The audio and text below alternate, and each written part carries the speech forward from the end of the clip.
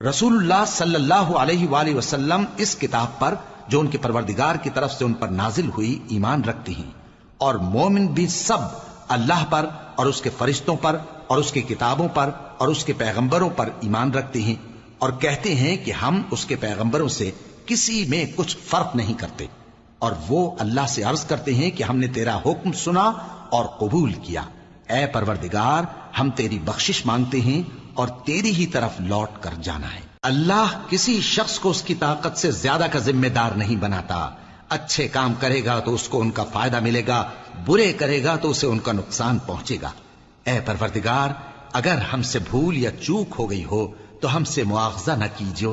اے پروردگار ہم پر ایسا بوجھ نہ ڈالیو جیسا تو نے ہم سے پہلے لوگوں پر ڈالا تھا، اے پروردگار جتنا بوجھ اٹھانے کی ہم میں طاقت نہیں اتنا بوجھ ہم پر نہ رکھیو، اور اے پروردگار ہمارے گناہوں سے درگزر کر اور ہمیں بخش دے اور ہم پر رحم فرما، تو ہی ہمارا مددگار ہے، سو ہم کو کافروں پر غالب کر۔